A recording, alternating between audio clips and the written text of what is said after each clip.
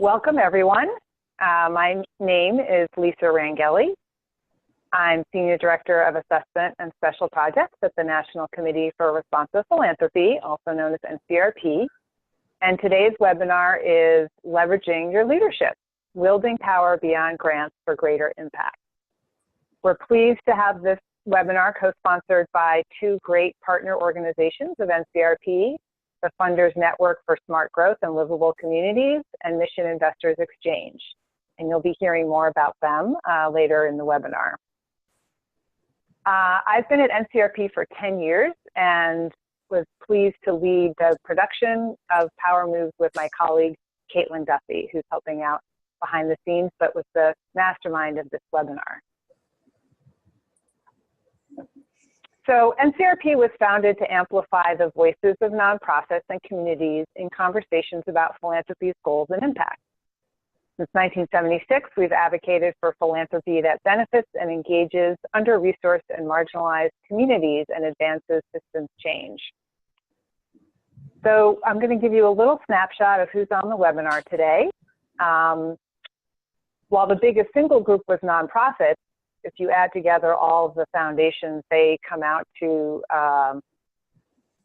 about half of all registrants. And the largest subgroup of foundations was our private and independent foundations. Similar to past webinars, we also have had a fair number of sector consultants, about 15%. The majority of our registrants are working nationally, and then we have folks throughout different regions of the country, in addition to some international folks. Welcome, all of you. So, if you'd like to join the conversation, we have two tools to help you do that. If you're going to be joining us on a desktop, at the bottom of your screen, you'll see buttons for the Q&A and the chat features. Please use the Q&A box to pose questions to our speakers. And I'll be sifting through those over the course of the webinar and making sure our panelists see what folks are looking to learn more about. If you have comments or want to share resources or have technical questions, please use the chat feature. And Caitlin and I will be monitoring both of those. For technical issues, you can email or chat Caitlin, and we'll try to get those sorted out. If you're joining us and you're also on social media today, we want you to know which handles and hashtags you can use and have those there for easy reference. Power Moves Equity is the hashtag we like to use for all of our Power Moves related webinars and discussions. Also, my colleagues Peter Haldis and Caitlin will also be live tweeting at the NCRP handle and also Caitlin's handle, which is Duffy in DC. So you can check those out on Twitter. Okay, so what are we going to be doing today? We're going to be doing a brief overview of what wielding power is all about, introduce this fabulous panel, and then turn it over to Rodney to have a moderated discussion, followed by a Q&A, and then it'll come back to me for some closing thoughts. So we're honored to be joined by 5 fabulous people today who are leaders in the sector. Rodney Foxworth is Executive Director of the Business Alliance for Local Living Economies, which is more commonly known as BALI. And as I said, he will be our moderator today. I'm also thrilled to welcome Beena M. Patel, who is CEO and founder of Sathi Impact Consulting. Beena facilitates the Places Fellowship for grant makers hosted by today's co-sponsor, the Funders Network for Smart Growth and Livable Communities. Edie Blakesley is Vice President of Grant Making and Community Leadership of the Coastal Community Foundation of South Carolina. In 2017, the foundation hosted a focus group for NCRP's As the South Grows initiative in partnership with Grantmakers for Southern Progress. Kevin Walker is President and CEO of the Northwest Area Foundation. The foundation is a signatory to NCRP's Philanthropy's Promise initiative. And last but certainly not least, Zelalem Adefris is Resilience Director at Catalyst Miami. Zelalem also brings her perspective as steering committee member of the Miami Climate Alliance and a philanthropic trustee of the Solutions Project, which won an NCRP Impact Award in 2017. You can read our speakers' full bios on the webinar's event page on NCRP's website, and we're just so grateful to all of you for being here today. Now, Dina and Edie are also participants in NCRP's Power Moves Advisory and Peer Learning Group, which is our 12-month pilot program for funders and consultants to grant makers who have committed to using and providing user insight on the Power Moves toolkit. And we're so grateful to both of these learning groups for helping us understand the opportunities and challenges of using Power Moves. Now, I'm just going to briefly give an overview of Power Moves and the wielding power, and then, as I said, we'll turn it over to Rodney for the discussion. So Power Moves grew out of Philanthropy, which is an initiative that we founded because we wanted foundations to get honest, unvarnished feedback from nonprofits, from their grant partners, from their peers, from community stakeholders and others. And we wanted them to get that feedback with regard to what we called strategic social justice grant making, and to share that learning with the broader sector. After doing about a dozen assessments of major foundations, we realized many foundations want to ask themselves these questions, and let's try to create a guide for them to do that. So Power Moves is not a guide to practicing equitable, socially just grant making, but it is a guide for self-reflecting on power, which is an essential prerequisite for conducting equitable, socially just grant making, as well as your operations and other leadership activities. So in this graphic, you can see the three dimensions of power: building, sharing, and wielding. Today, we're focused on wielding power through public leadership. And together, these three dimensions represent what we consider the highest aspirations for grant making that advances equity and justice. So part of this exploration of power is about examining one's own power and privilege, and that includes race privilege, and rethinking what it means to take risks in light of that privilege. And we've written about that for SSIR and in other places, as well as in the toolkit. So marginalized and underinvested communities face stark risks and stark choices every day. And we feel it's really important that foundations think about what they have at stake every day in comparison to what communities have at stake, and to understand that the harrowing trade-offs and decisions that communities face are really so much more important and high risk than the choices that foundations face. And putting it in that context, wanting foundations to examine the caution, the sense of caution that pervades the sector, reflect on their personal power and their institutional power, and understand how to wield that power with authenticity and humility, and in ways that are accountable to the communities they seek to benefit.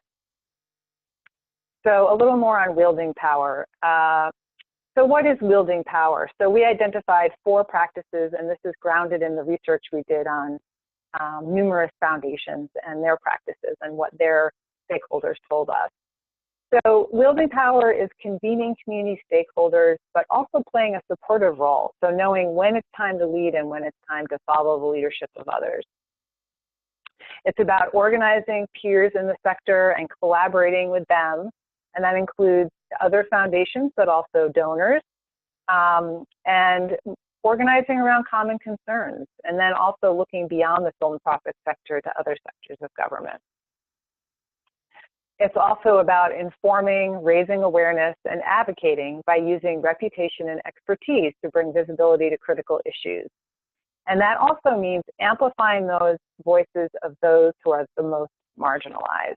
So it's not just about lifting up issues from the foundation's perspective and using the foundation's clout and credibility, which is very important, but also using that clout and credibility to make sure that the voices of the communities you seek to benefit are being lifted up and heard from directly. And then finally, but not least important, is that other 95% of foundation assets that are not going to grants and to operations, and making sure that those endowment assets are deployed creatively to advance equity goals, the goals of the foundation and of its grant partners, in ways that help shift resources and power to underinvested communities. So what questions do you need to ask yourself and your stakeholders to know how well you're wielding power? Well, that's exactly what the Power Moves Guide has. It has great tips, sample questions you can ask internally and with your stakeholders to figure out where you are and then where you can go on the continuum toward more effective wielding of power. We also talk about considerations, tips and pitfalls of wielding power. And there's more about that in the guide as well. So for example, how do you know who should wield power, when, and how? How do you anticipate pushback when you advocate on issues? It doesn't always happen, but sometimes just the fear of pushback can stand in the way of being a strong advocate. So how do you navigate that internally? How do you complement and not displace community voice and make sure that you're supporting advocacy capacity of grant partners as you build your own advocacy muscle? And finally, how do you enter into the public leadership space with intention and thoughtfulness about how much time and commitment you can really make to an issue or to a cause that you want to exercise leadership around? So those are some of the considerations that we talk about in the guide. Now, if you'd like to learn more about the who, what, where, when, and why of getting started with Power Moves, we encourage you to look at the first webinar we did, which was an introduction to the entire guide. And then we also did a webinar on building power in July and on sharing power in September. And we will send links to all registrants to the recordings of all three of those webinars so you can get caught up on all the dimensions of power and the overview. Now, having provided some context for today's conversation, I'm going to turn things over to our esteemed moderator, Rodney. Well, thank you, Lisa. And I'm not sure how esteemed I am, but I appreciate the invitation, and I'm excited to have this conversation with such brilliant people and doers in this space. Just really quickly, as was noted, I'm the Executive Director of the Business Alliance for Local Living Economies, otherwise known as BALI. And effectively, we work with really outstanding frontline leaders, philanthropists, and investors to really provide them with the resources, knowledge, and relationships to build economically empowered communities, particularly through business and entrepreneurship. But we really look at opportunities for really driving equity and inclusion. And so this conversation, really, when you talk about equity for us and inclusion, obviously power is centered in those conversations. So I'm really ecstatic to have this conversation. Just a little bit of stage setting. And I think what's so profoundly important is that for the context is that we're in an environment of extreme inequality. Power is concentrated in the hands of a few individuals and institutions. Some data that I think many of us are very familiar with, but as we know, last year, about 82% of all wealth created in 2017 went to the richest 1%. The world's billionaires saw their wealth increase by $762 billion, while the poorest, 50% in the world, saw no increase in wealth at all. And particularly for those of us in philanthropy, we might remember the Giving Pledge that was signed so long ago, a few years back, and individuals like Warren Buffett and Jeff Bezos and others who signed on to that pledge have gotten so much exponentially wealthier since the Giving Pledge was signed that it's really difficult for them to even get out money fast enough to reach the sort of inclusion efforts that we are all talking about. And then finally, for those of us who are working in the States, one of the things when we talk about race equity in particular, and we wrestle with the historical context of it, median wealth for African Americans is projected to drop to zero by 2053 if all things continue. as they have been in our economy, just a few years after the United States becomes a majority people of color nation. And then, I'm really happy to see that books like Winners Take All and Decolonizing Wealth have really ignited a dialogue in philanthropy about equity and power. And so that's really the context that we're sitting in today. And so what I'd love to be able to do just really quickly is invite our esteemed panelists to introduce themselves and share a bit about their organizations. And we're going to do that alphabetically. So we'll begin with Bina. Great. Thank you, Rodney and Lisa. Hi, everybody. My name is Bina Patel. I'm zooming in from Southwest Michigan, and I want to acknowledge that I'm on the treaty land of the Potawatomi, Peoria, and Miami tribes here in Southwest Michigan. I've been doing this work around the collective good and social justice and racial equity for about 7 years through my consulting firm, Sathi. Sathi means to partner.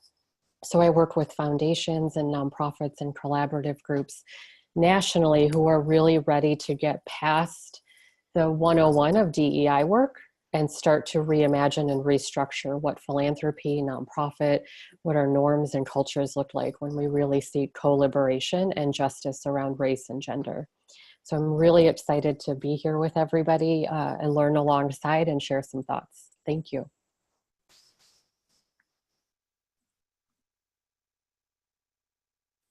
And next, Edie, could you introduce yourself? And then we'll go with Kevin.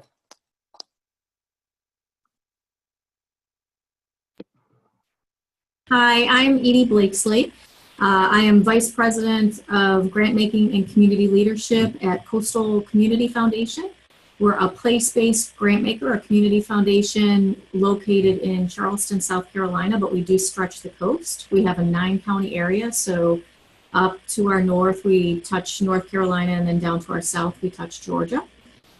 We recently redid some branding work, and so our mission is to help create vibrant communities by uniting people and investing resources.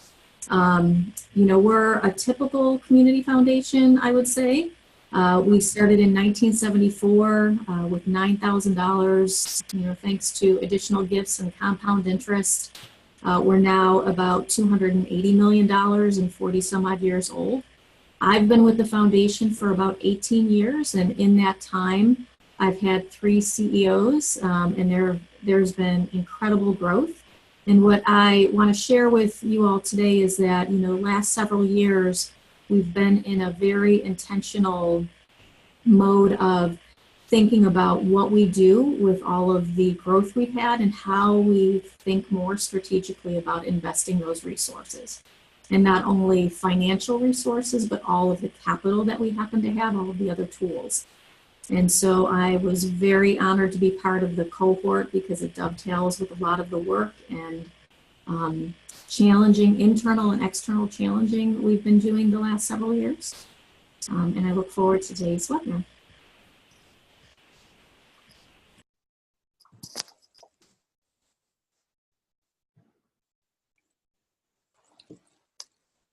I'm sorry, Kevin, could you introduce yourself as well?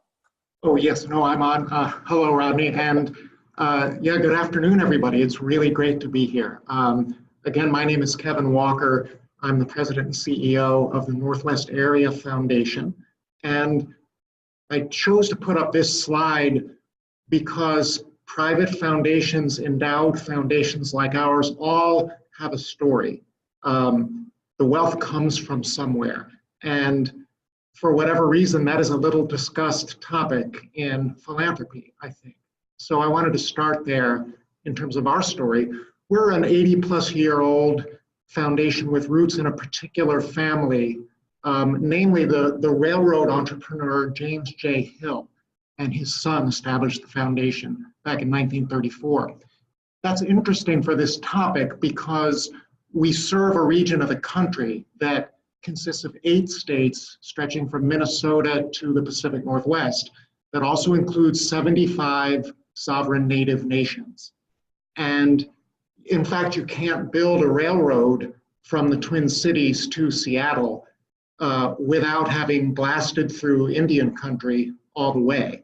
So Lisa, if you could just pop to the next slide. Our foundation, as we have figured out how to bring our mission to life in the 21st century, has gotten ever more intentional about owning that story. So we are about helping people and communities build their assets to rise out of poverty and thrive on their own terms. And we are in our 8th year now of devoting 40% of our giving to Native-led organizations. One of the more frequently invisible populations in our country and in our region, underinvested by organized philanthropy in an appalling way. It's been very well documented that mainstream philanthropy puts very, very little resource into Indian country. So we just decided to be the counterexample, and we are well on a journey of investing a really significant amount of our capacity in supporting Native-led organizations to figure out how their communities thrive on their own terms. So that's a little bit about us, and I hope I have a chance to say a little bit more in the course of the conversation.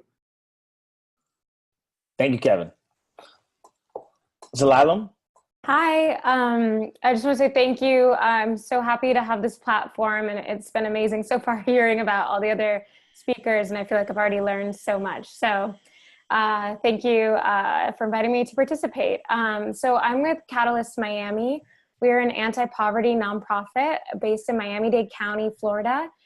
We were founded in 1996 as an offshoot of the League of Women Voters in response to the impending impacts of welfare reform on families in Miami-Dade County. So we do direct services, financial and health services, free leadership trainings for community members, network building and consulting to build up the capacity of other local nonprofits in our area, do policy and advocacy. We run Public Allies, which is a local AmeriCorps program. So we really have a lot that's going on in our office. We also just went through a new strategic planning process. So I wanted to share our new vision and mission.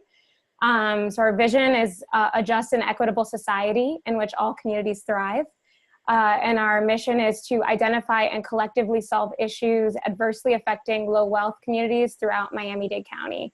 And just to give you some perspective, Miami-Dade County, we have 2.7 million residents, and of that, 60% are considered in poverty or the working poor. So that's 1.8 million people.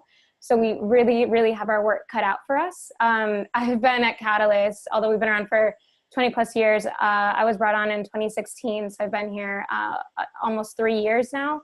And I was brought on to lead our climate resilience work and bring in an environmental justice perspective to what we've been doing over the past 20 or so years. And that's really woven together both the direct services, the leadership training, the policy advocacy in kind of one program. And so we're building off that model now. Currently, we have 2 offices in the urban and rural areas of our county. We're expanding to 5 satellite offices that we're calling resilience hubs, and offering everything that we do on a neighborhood level to try to maximize our impact, because we recognize we can go so much deeper if we're able to really tailor our services to particular neighborhoods, especially since Miami-Dade County has so much diversity within it. So I'm happy to share what I've learned so far, and we work with a number of funders, and yeah, I look forward to sharing more on the panel. Wow, thank you for sharing. I mean, this is such a powerhouse group of individuals, obviously committed and have been doing exceptional work, doing the most difficult work, particularly coming from the philanthropic space in terms of moving and advancing equity and inclusion. You know, I would like to just allow for the audience to think about the context that we sit in, those who are listening to this conversation as we head into this moderated discussion, really to think about, you know, in this moment, in this time of vast radical inequality, political division, the concentration of power and wealth, just want you to think about the ways that you think about why it's particularly urgent today for funders to wield power appropriately. And so that's a great segue into the first sort of question that I have for the panel. And I'm actually going to begin with Edie on this question, and others, please do feel comfortable to hop in.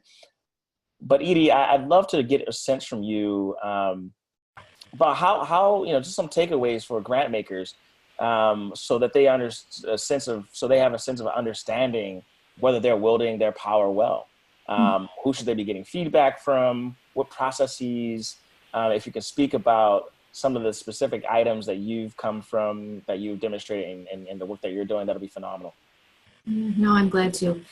So I will start out with a caveat that often funders are the least likely to ask for unvarnished feedback.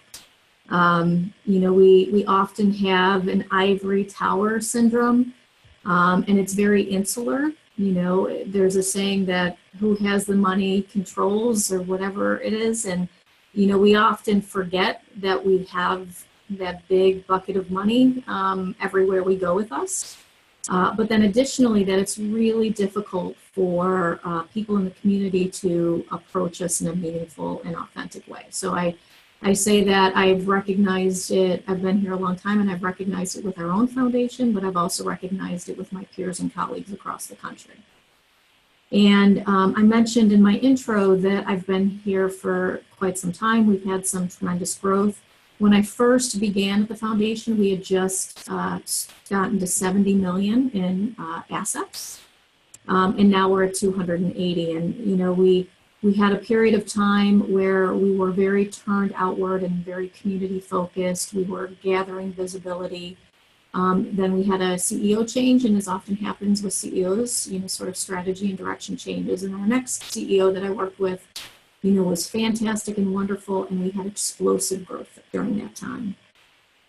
And then now my current CEO, again, a somewhat of a change. And what I appreciate about my current CEO is that he really looked back into our history and wanted to sort of get back to our roots about that community and about listening to community and partnering with community and thinking really critically about, we have all of these assets, we've aggregated all of this money, and now what? And be very thoughtful about that rather than, announcing a new grant program or whatever. So it's been very intentional where we adopted an orientation and a framework of turning outward. So we were going to try to leave behind our ivory tower, and we went out into community.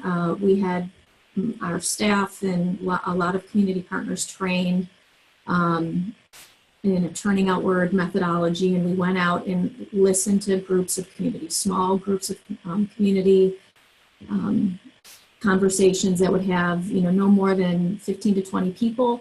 We went across all of our 9 counties and urban areas and rural areas and everywhere in between. And the purpose was that we just wanted to listen. We wanted to ask the same 10 questions of everybody. And it was essentially, in a nutshell, about what they cared about and what their hopes, dreams, goals, and aspirations were. And from there, we told them we wanted to hear from them. We promised we weren't going to ask anything. We did not lead with that bucket of money. And in fact, more than 80% of the participants in those conversations did not even know who we were. And so we got a lot of very unvarnished, very honest feedback about what people cared about. And then we listened to all of that, we aggregated that data, and we call it community wisdom. So we wanted to gather that community wisdom to help guide where we were going to go in our strategic planning and our strategic direction over a 5-year period. So it was a huge undertaking, and I don't want to oversell it. So I don't want anybody on the call to think that we have a statistically significant sample of the population of our 9-county region, because that is not it at all. But we've talked to, I think we're approaching about 750 people. And what we were most intentional about is where those people came from. So we made sure that they were diverse in all forms. Our youngest participants were 14. Our eldest were 89. And we had a really good spread across the board. We made sure that we were in urban and rural areas. We made sure that we talked to people of different economic backgrounds. We made sure that, if there were any holes, for example, halfway through it, we realized that we hadn't heard from Spanish-speaking populations. And along the coast, we have, fairly significant Spanish-speaking population who, and we knew that that was a hole. So we went back and we tried really hard to reach out to, across our area, people whose primary language was Spanish. Even LGBT communities, we realized that we had nobody in any of our areas who had come into conversation. So our focus was really about the diversity and inclusion of those voices rather than being a statistically significant sample. And then the other part is we were very careful that we didn't talk to the same people. Foundations often talk to other funders, they talk to very wealthy people, they talk to government officials, and those are all very important voices, but we decided that we weren't going to do that we were going to talk to people who weren't in those buckets. And I give our board a whole heck of a lot of credit. We gathered that information and they came back in just this past March and prioritized 3 of the areas that by and large the community had identified as needing attention. And then we went back to them and had town halls where we just reported back what we heard. And we wanted it to be an opportunity to share back what people told us. Additionally, we paired some data. People love data, and so we partnered with the Metropolitan Studies Institute to provide some data around some areas, and we asked people what they thought, if it resonated, if we missed anything.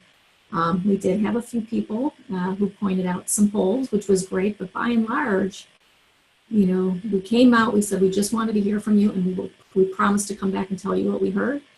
And it was heartening that people actually came back to hear and were heartened that we were doing anything with it. Mm-hmm. And so I'm pleased that we're now, our strategic planning is, hung on those 3 focus areas. We still are a community foundation. We still do all of the things that we've always done. And we'll continue to do that with excellence, but that we have this really solid focus has been, a game changer for the foundation. Thanks, Edie. And it's, something that you remarked in terms of foundations and folks in philanthropy typically sort of operating from an ivory tower. And it makes me think a bit about, sort of the work that we do at Bali when we're engaged with foundation leaders in terms of really working with them to understand their own, how they're kind of complicit in the structural inequality that we see. And so I was actually curious, Bina, because this is something that we sort of talked about in our prep for this conversation. You highlighted just the need for sort of the personal transformation of individual leaders in philanthropy for us to be able to actually confront these substantial systems and these structures. Mm-hmm. Could you share a bit, because you've got a long history and a body of work around this, and so could you share some of the things that you see or some of the barriers and the ways that you've seen people be able to overcome some of their personal biases and complicity? Sure, thank you. And Edie, great examples about listening and kind of picking up on that theme in a moment. There are so many great ideas out there about how we can move past grant making and look at philanthropy beyond just investments and charity in some cases, but really think about how are we repairing the legacy of injustices, the structures that perpetuate it. And what I find in a lot of cases is that early on in my work, folks are like, yes, this is great. Racial equity, justice, totally. And then it's go time. Then it's redesign. Then we're in the space of let's go do. And that's where I see the barriers come up. And the biggest barrier I see, I would put it under the bucket of reimagining. So what I see is that there is a deep unwillingness to reimagine what's possible within philanthropy. And that's often because we're centered in these deep structures of whiteness that say, well, we wrote it down, so this must be our spending policy. Well, we wrote it down, that's the way we have to do it. And in order to really think about how we're going to wield power differently, how we're going to be inclusive, and over the long haul, over time, really shift the structures of injustice, we have to think differently, and we have to be willing to unlearn a lot of what's been taught to us, much of which is the perpetuation and how we, to your good point, are all complicit. So the first I would say is that we often think in philanthropy, what I see and what I hear is often folks say, well, we're giving a lot. And what I think about is, how are we reimagining how we do our analysis? So can we ask different questions? I know we give some, but I am curious to know what we are withholding. What are the systems, the processes, the structures that continue to preserve what we withhold from communities? What makes us think it's ours to withhold to begin with in philanthropy? So I think about what are some of the different questions, the frameworks, and how can we as individuals use our power to ask new questions to lift the veil so that we can find those points of systems change. I also hear some barriers around truth asking. We want to do a lot of truth telling, and really to move beyond philanthropy as conveners or as grant makers, we have to ask different questions. So again, back to this piece of truth asking to create a different analysis. I also think about a story from folks I was working with recently in New Orleans. They were a group of cross-sector community folks that were working directly one-on-one with community. Funders had moved dollars to support this work around community voice, community empowerment, and Edie, picking up on what you're saying, really listening to the wisdom in community about what should happen post-Katrina. So certainly around the climate issues, and these are issues that have now been going on for years. And we had funders that were talking about the work. And what this one community group in New Orleans kept saying is, we keep trying to host these conversations with community members and we're just not making progress. And they're angry. Our community is in trauma still, and there's a lot of heartbreak. And the folks in the nonprofits themselves are the ones that are still affected by the post-Katrina chaos, the disinvestment, and the ongoing structural racism of what's happening around the rebuilding and the economic inclusion of the rebuilding of New Orleans. And we got into this really fascinating conversation around what does the work look like? And one thing we talked about, that a form of wielding power is giving space to healing. That when individuals can heal and face their trauma, can deal with the heartbreak in their communities, we really start to see more momentum and action. And so what I see as some of the barriers are these pieces of reimagining what's possible, how we do our analysis, that healing is itself part of our work, and that philanthropy within that 95% can fully reimagine what that looks like by asking, what are we withholding and why? Who are we protecting and why? And how might we serve an interest bigger and better than just ours, and start to design differently? Thank you. That's it's very powerful.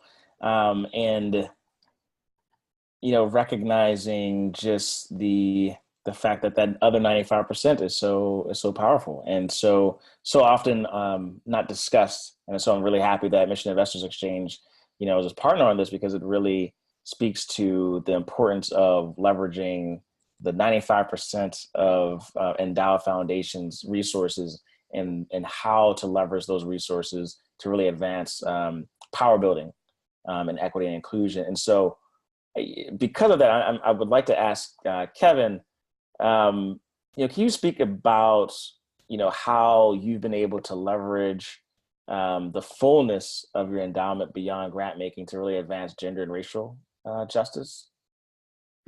Thanks, Rodney. Well, I wouldn't claim that we've done that.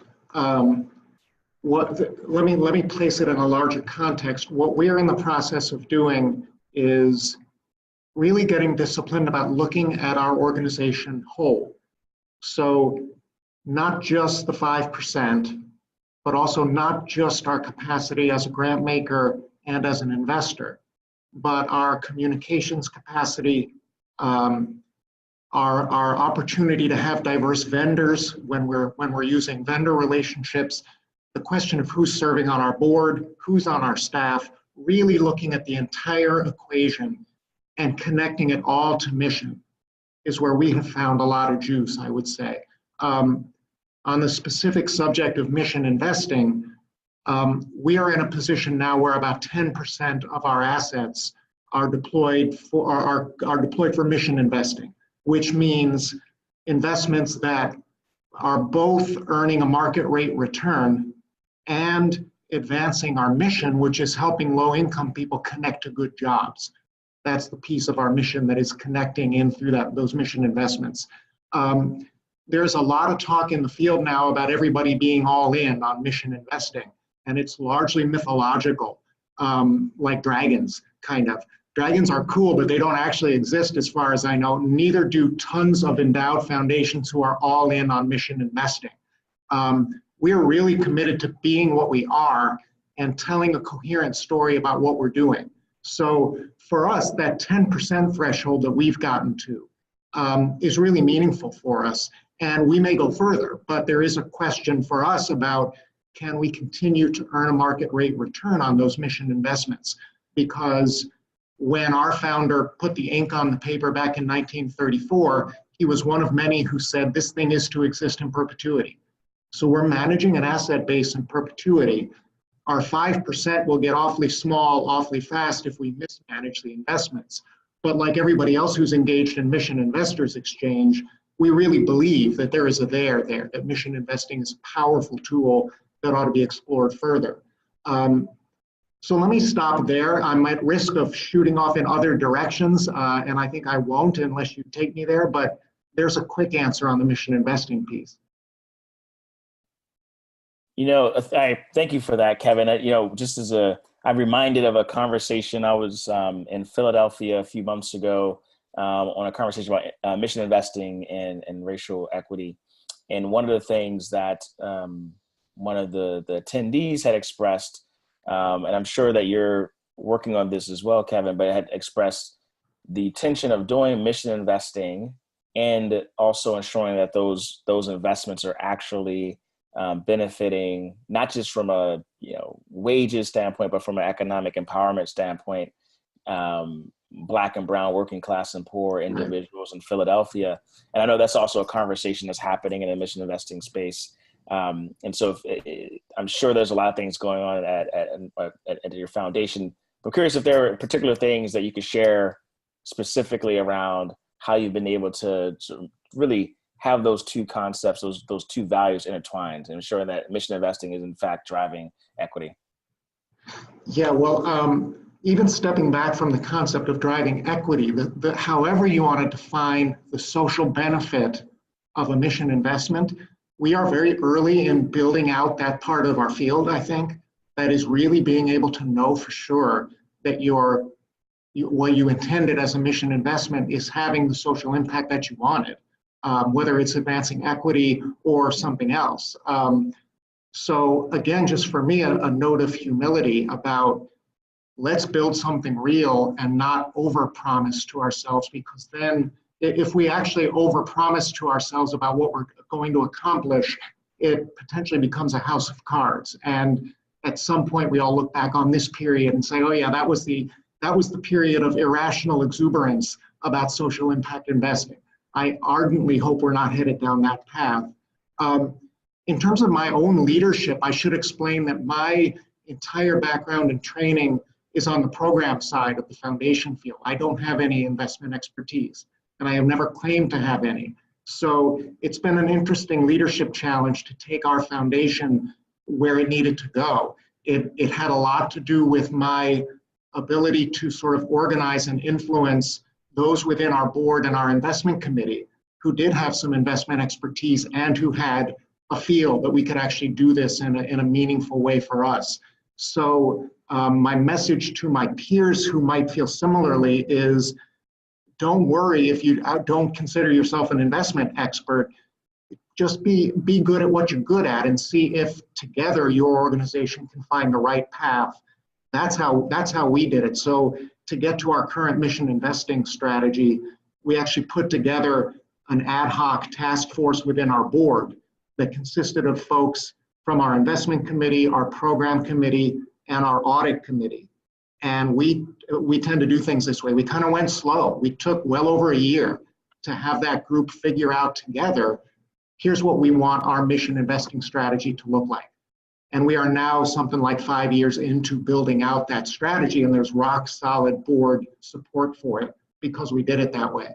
So I would just offer that as an example of, that feels like going awfully slow and being awfully process heavy, but if you do it right, it can then give you the wings you need to take flight with your strategy. Fantastic. Thank you for that, Kevin. And I would just offer too that considering even the things that Bina spoke to in terms of just the sort of change that we need to see, it's actually okay, I think, for people not to have investment experience in the space, because a lot of the traditional mainstream investing is not as appropriate for advancing the things that we're talking about in this conversation in terms of sharing power, really enabling equity. And so I think that's just something for a lot of the folks in the audience to consider, that it actually is of value to have a different kind of perspective, yes, that's true. Set of experiences.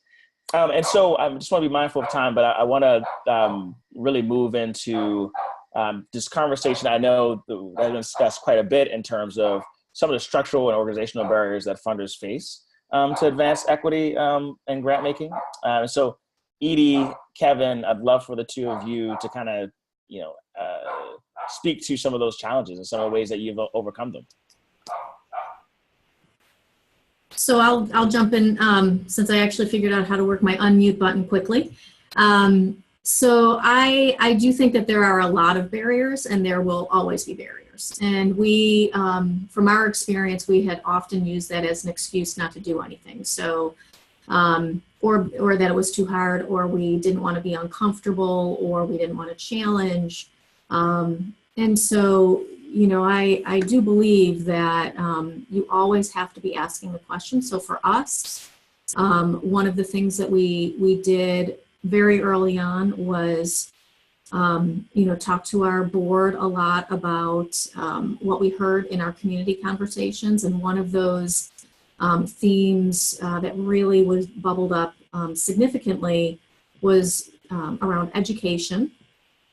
And then also access to economic opportunity.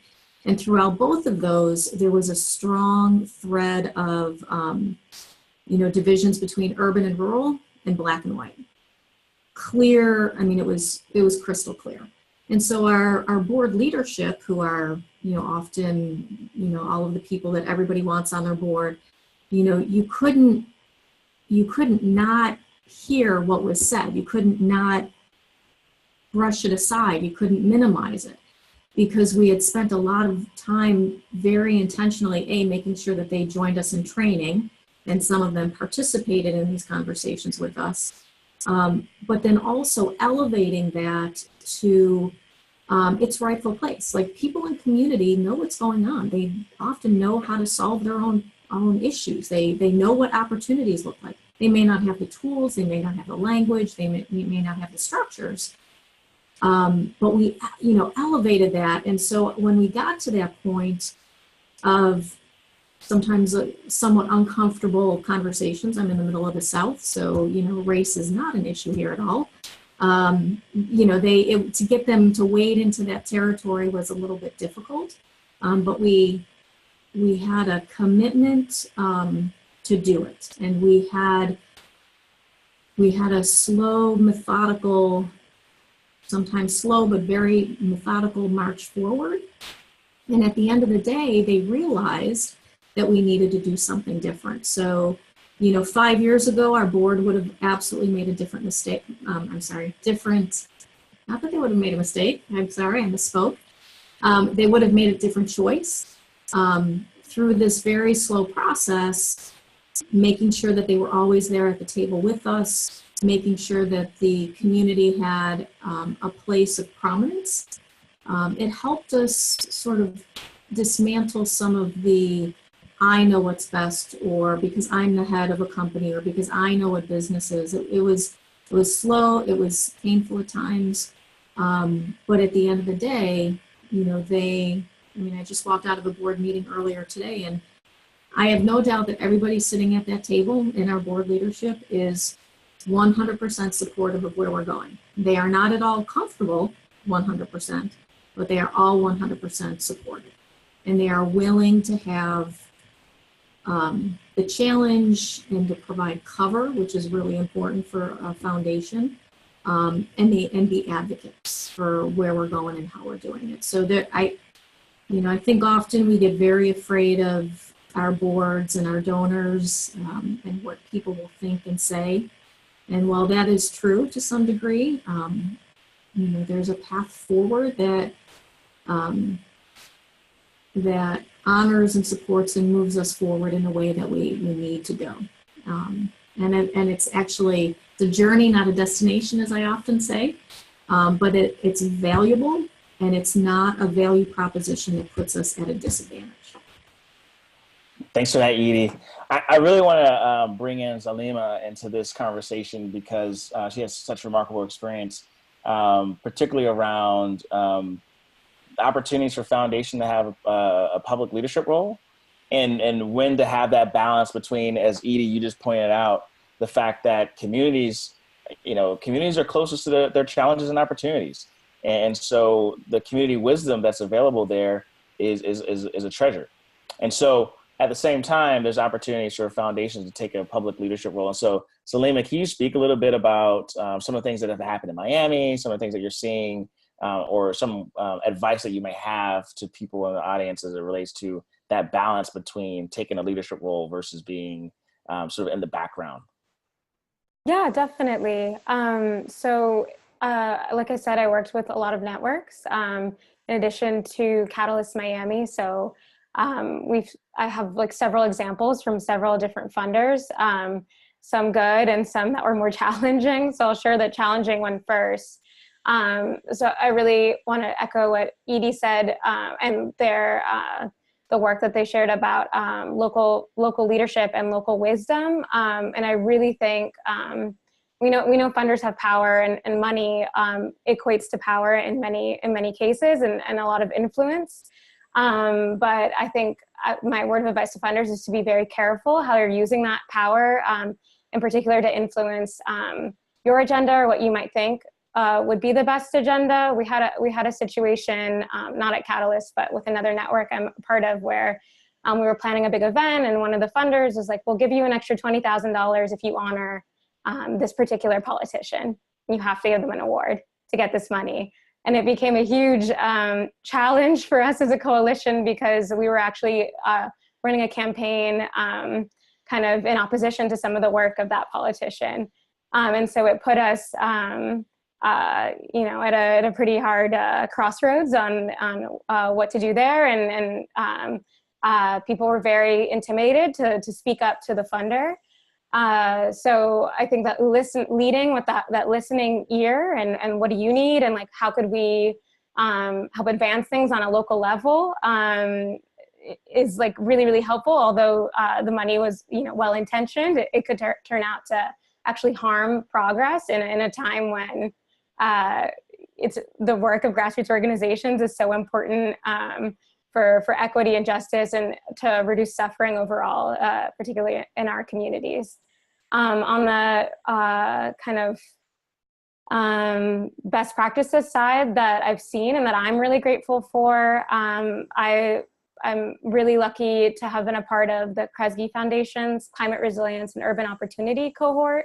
And the really special thing about that particular grant program was that they brought together 15 or 16 organizations from around the country, but they gave us additional funding for us to meet and to share best practices and to share strategies, although we were from very different places in the country, as well as for technical assistance and support and continued learning. I feel like often nonprofits, we're a jack of all trades, and we do a lot, and we're expected to be experts in so many fields, but having that opportunity to get additional training on things that collectively we decided were really, really important, despite the geographical locations of our work, including like anti-gentrification work, and learning the technicalities around all those things, like amplifies what we can do locally. And then lastly, another example I have of some of best practices, Solutions Project is a funder of the Miami Climate Alliance, which is a network that I'm a part of.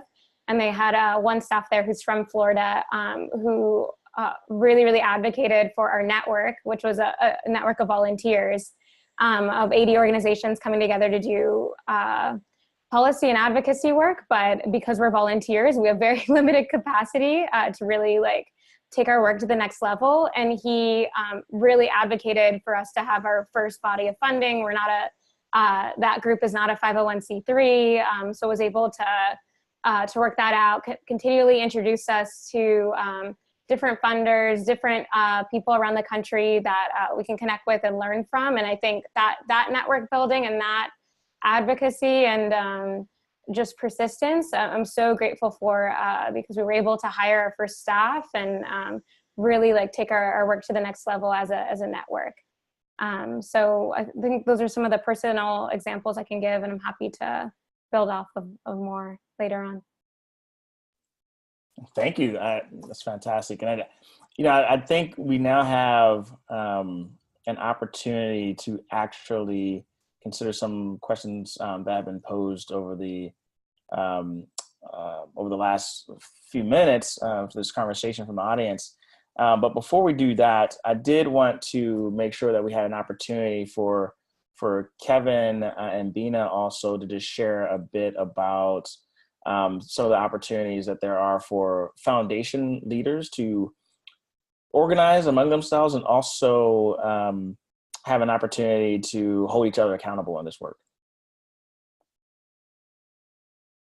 Well, I'll jump in on that a little bit, Rodney. Thanks. I think that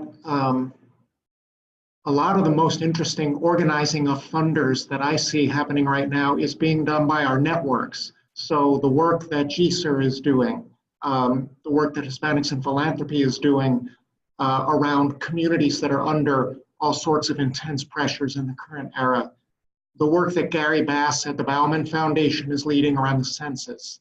There are a lot of examples where in our network configurations, we organize and can get mobilized in a pretty good way, I think. For me, the struggle is with the notion of individual funders holding others accountable for expressing our values in their grant making. I think that's really tricky. And what we try to do at the Northwest Area Foundation is quite different. It's much more about trying to inspire and sort of capture the imagination of other funders by walking the talk of what we say we're about. So if I may go back for a second to what I started with, which is our work in Indian country, the 40% of our giving that goes to Native-led organizations. We're not claiming to have discovered some secret sauce or something. We are just expressing a commitment to find and fund great organizations working in Native communities that are by, of, and for those communities. The interesting effect of that among our peers is that people often react as if we've discovered some special secret because that space is so underinvested. So by simply demonstrating that there are excellent grantees really looking for greater investment and partnership from foundations, that just walking that path becomes a kind of an organizing or at least imagination capturing approach.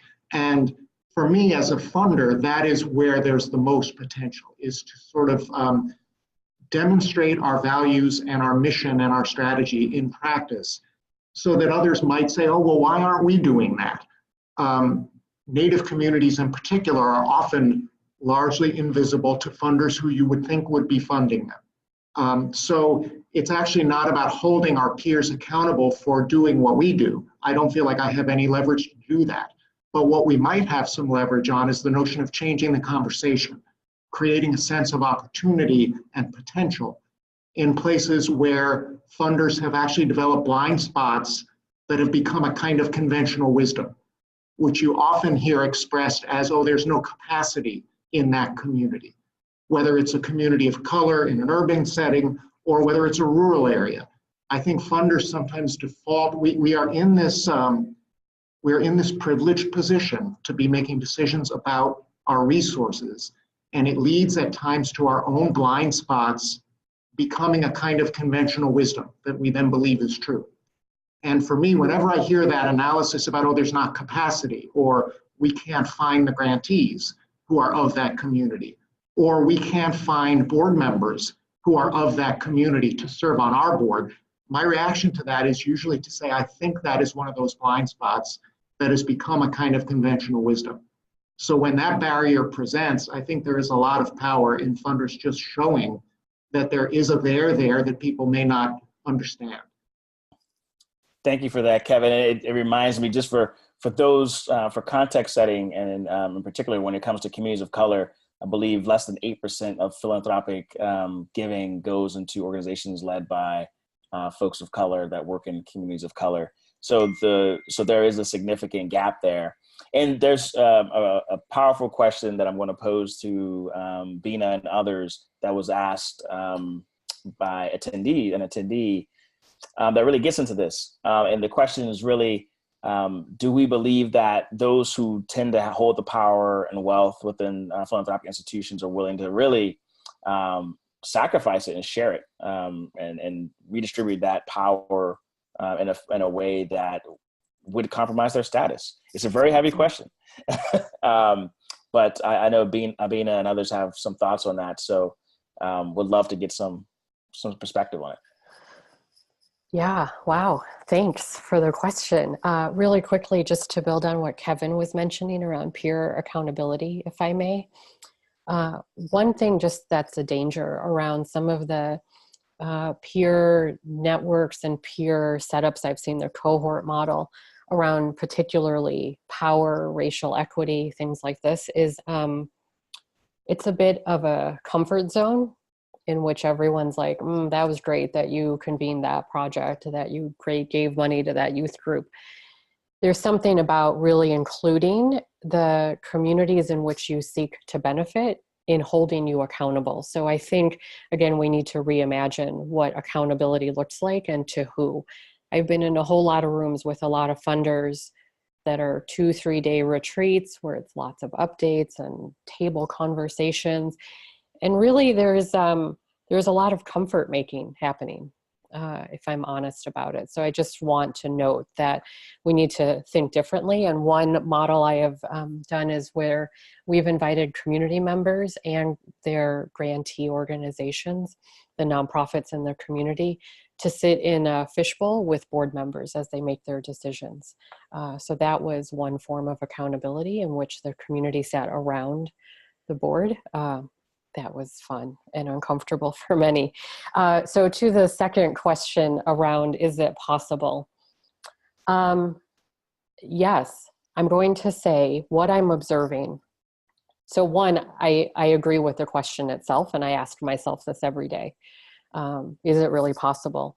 I am seeing that there is critical mass of folks, both of people of many beautiful colors, as well as white people who want to change the system, who recognize their privilege and benefits and are trying to create space to shift them. And I think that's who we have to design for. If we start focusing more on how do we build momentum, we can absolutely start to shift it, because this is not just about people in Black and brown bodies trying to do this work. There are people in powerful positions. There are white people in organizations. There are young people ready to roll. They are on the front edge of this work, and many of us are trying to catch up to them and create more collective space for them to come forward, instead of designing for the comfort of folks who are way back, right? The meet them where they're at folks. It's like, we don't need to design for them as much, I think, anymore. We need to design for where there's a lot of energy, momentum, and forward-looking progress. The only other thing I would say on this one at the moment, and I'm going to think about it a lot, is if we don't ask these questions and do the unveiling, we know the answer. We will stay where we are, because there is no neutral in the work of justice, ever, period. We either do the work, ask these questions, test new ideas, pilot new ways of investing, reimagine going from 5% to 6.5%. I know it's amazing, right? But really think about what can we do differently. And so I would just offer that I think there's also incredible transformative power in incremental action. we are not going to restructure philanthropy to fully wield its power like that. But we can certainly make shifts, and we're seeing that in the field with like Thousand Currents and the Kindle Project are great examples. Bali and the mission, right? Like all of these organizations are coming to the forefront, and they're not the marginal innovators anymore. So kind of to Kevin's earlier point as well, we can certainly create more momentum, I think, in the center and start to normalize a different way of thinking about this work and undo this idea that we have to perpetuate systems that keep philanthropy and their endowments and DAFs the way they are now. Wow, that's powerful. Thank you for that. Very powerful. And with the 10 minutes that we have, there's a couple of questions that came up from attendees that I think really segue from what you just pointed out, Bina. One was around the question of spin down. So going not only beyond the 5% minimum, but actually thinking about sunsetting. And to kind of segue into this, I think one of the foundations I think about is the Chorus Foundation, which is a actively sunsetting foundation. But the reason why they're doing it is to actually create the community power and capacity in the places that they invest in, so that when the foundation is spent down, the community itself is able to carry on with the work. But they sort of acted as a catalytic investor in those communities. And so I'm just curious about what are the perspectives that panelists have on spin down sunsetting and moving beyond the 5% minimum. And then the other question that's really a powerful question that speaks to the advocacy role that foundations can play in terms of supporting organizations with 501c status and also their general policy making. So I'll just open those up for the panelists.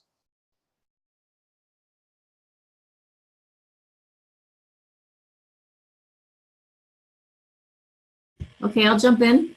I can't agree more with Bina's comment about reimagining.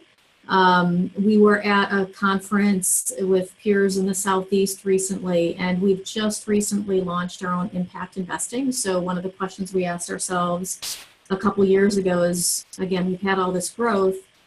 Why wouldn't we use our underlying assets to deploy it locally for development efforts? So if if part of our portfolio is invested in Silicon Valley, why not have it be in South Carolina?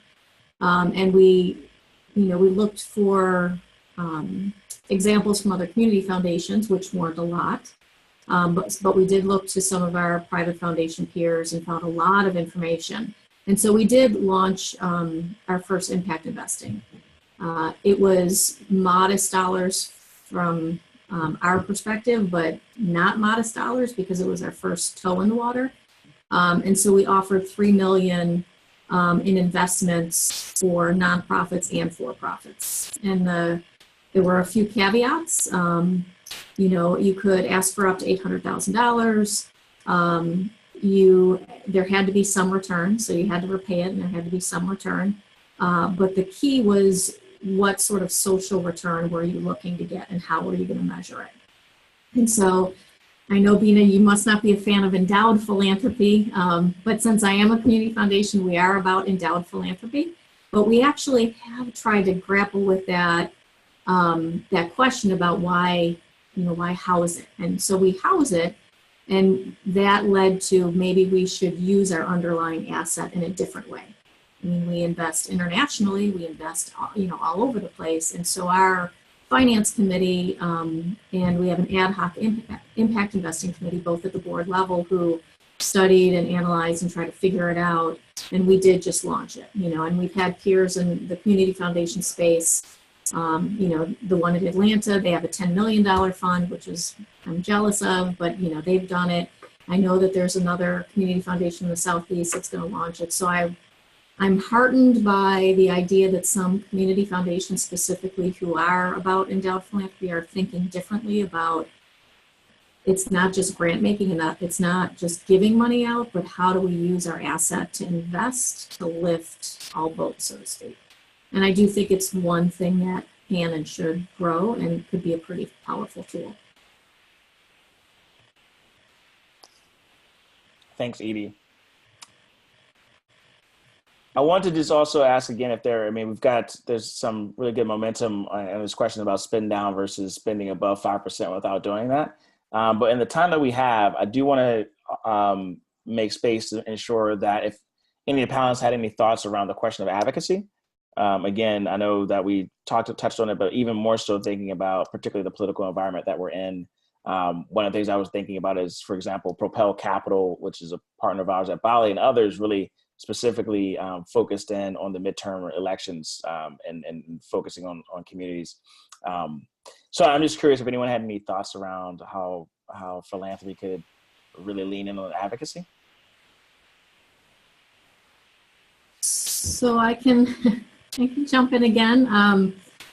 One of the threads that we heard from the community, that community wisdom is that the systems and structures need to be changed, because otherwise you're just going to continue to put band-aids on things. And nonprofits can advocate. It's almost a scary term. Nobody thinks that they can do it. There's a lot of misperception about it. But for us, we've really dug in to see what we can do.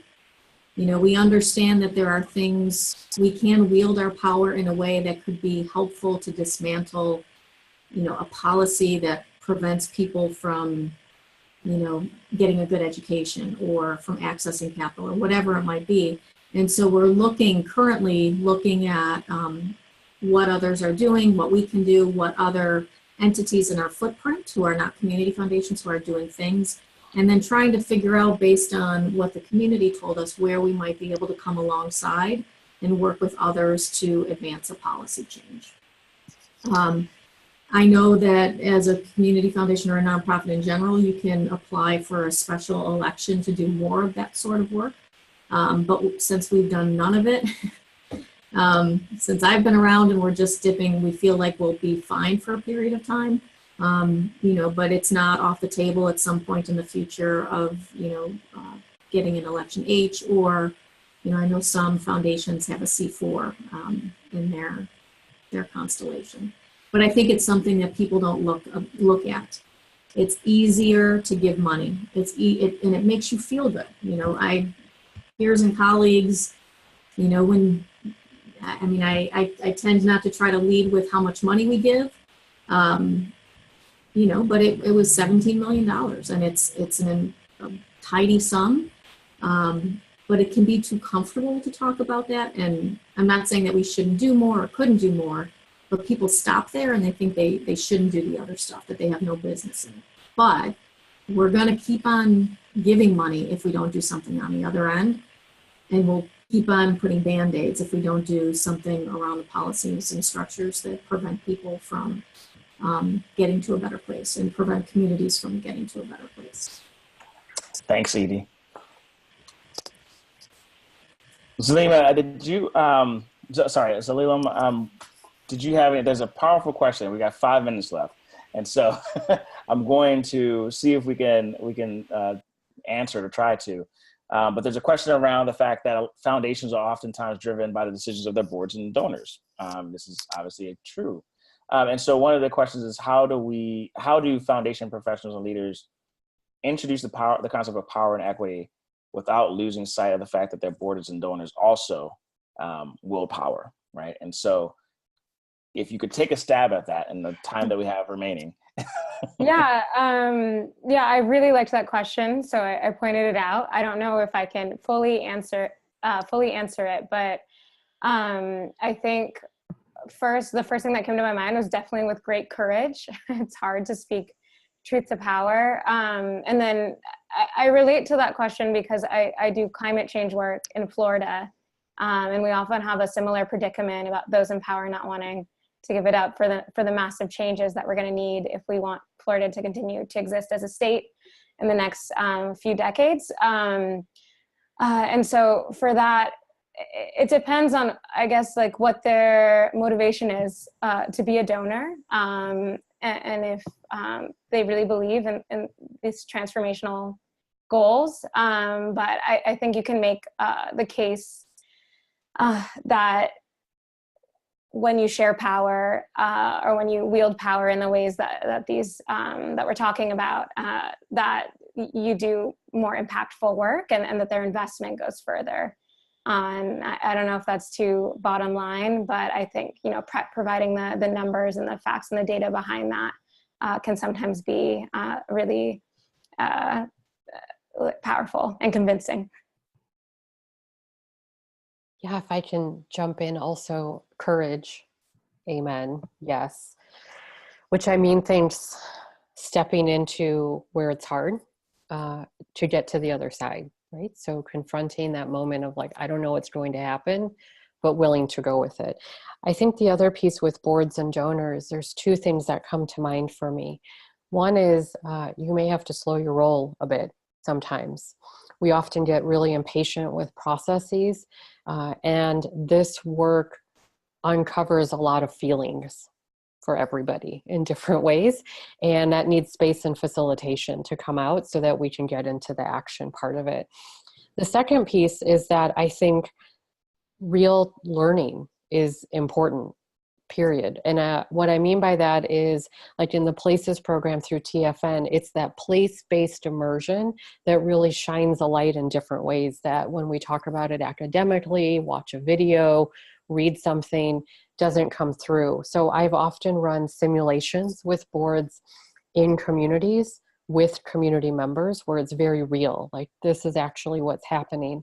And it tends to start to shift the openness that people have to reimagining how their power as a board member can show up, how they can redesign something. So to me, there's those two really important pieces of telling stories and sharing experiences differently, and really just thinking about how can we engage in this work in a way that shows and centers the mission within the communities of many colors that we want to be working in, and not just the foundation's interests.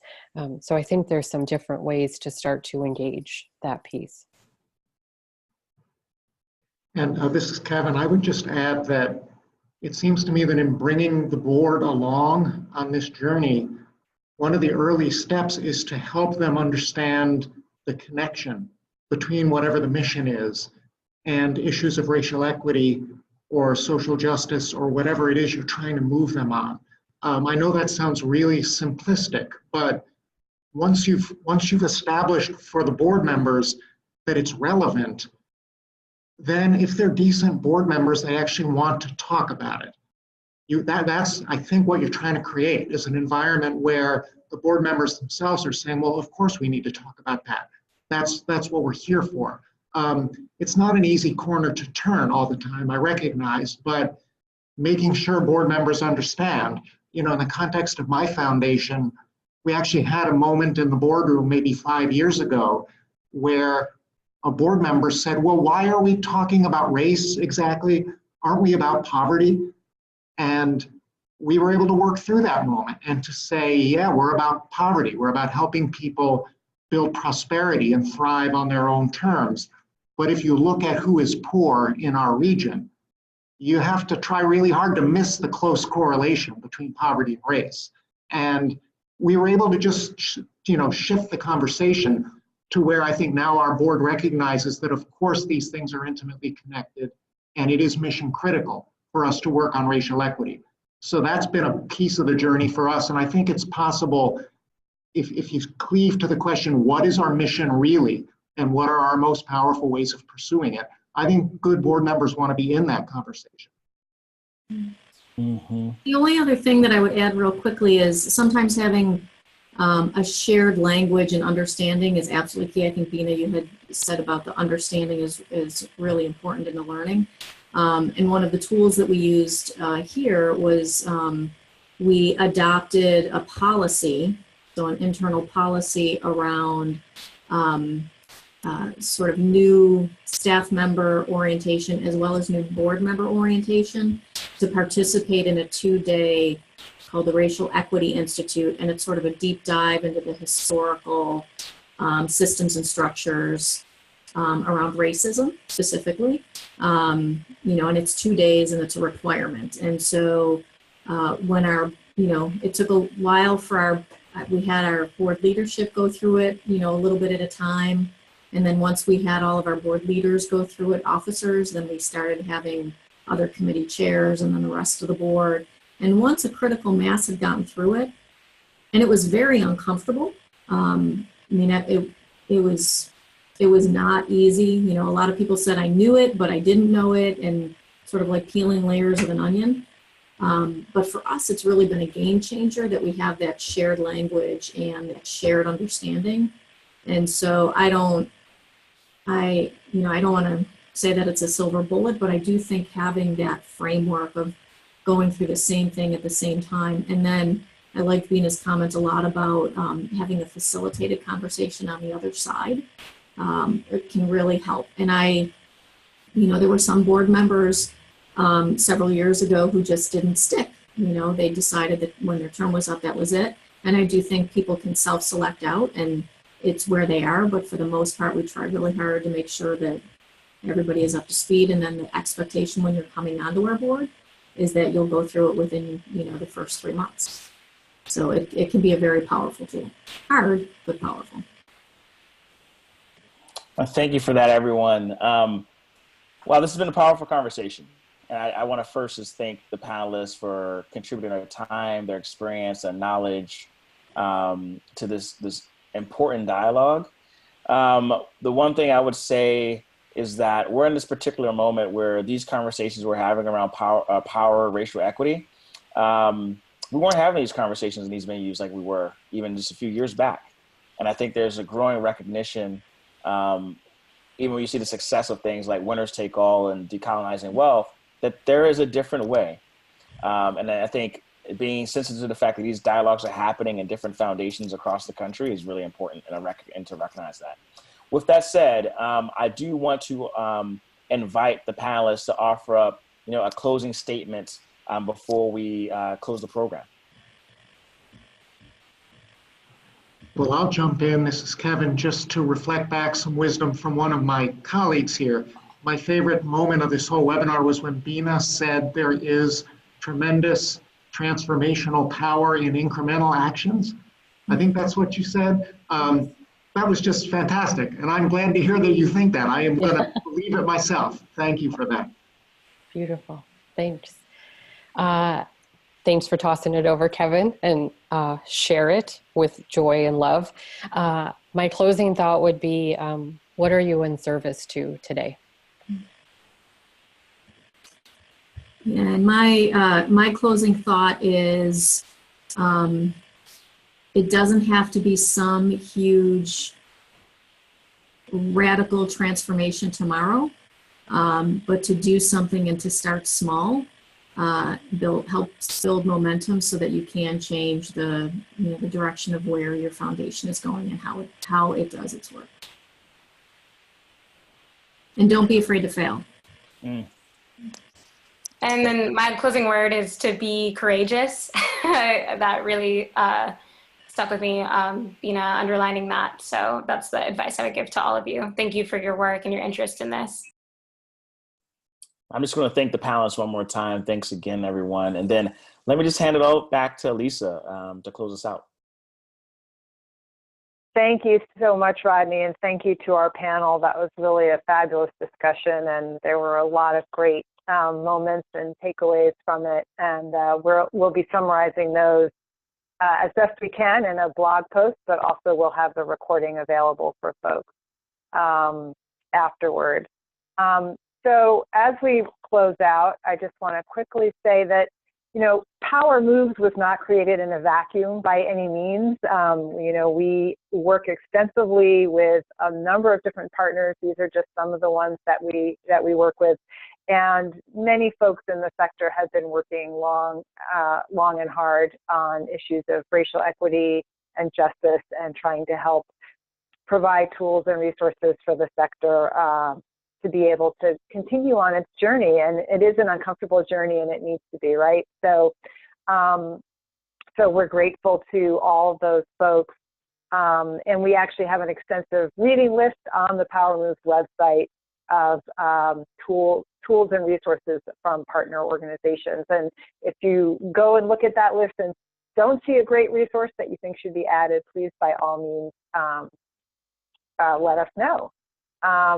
We want to again thank today's co-sponsors, the Mission Investors Exchange, where you can find a lot more information about mission and impact investing.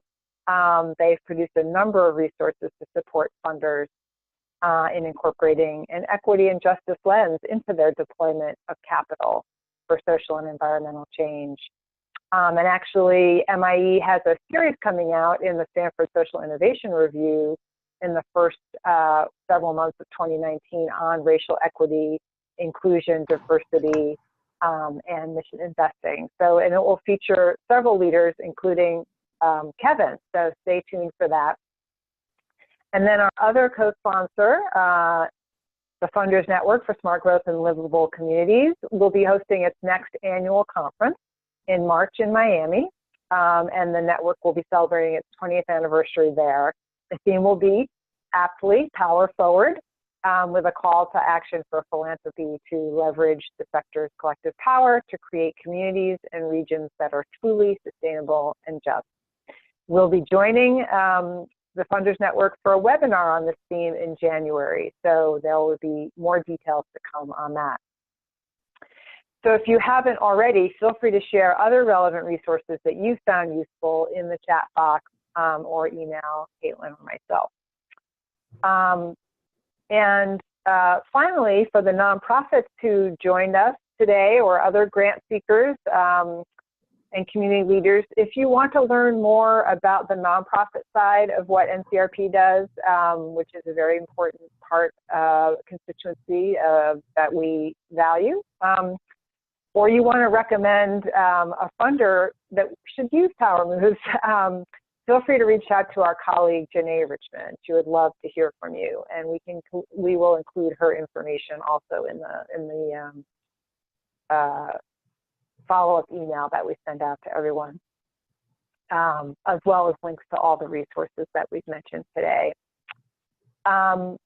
So finally, I just want to say a big thank you again to everyone who joined us live today, participated in the Q&A and the chat, to our amazing speakers, to our co-sponsors, to our esteemed Rodney Foxworth, who moderated so well, to make this rich conversation possible. As I mentioned, we'll be sending that follow-up email next week with the list of resources that were mentioned, the webinar recording, and a link to the recap blog post that we'll be writing. We invite you to stay engaged with us. Join NCRP in our movement to transform philanthropy as a nonprofit or member or a foundation supporter, and contact the Power Moves team, which is me and Caitlin, for coaching on how to get started with this toolkit. We also hope that you will fill out the feedback survey. We will be doing some more webinars in the new year, and we'd love your thoughts on what we did well, what we can do better, and what topics you would like to see us present on. With that, thank you all very much, and have a lovely rest of the day.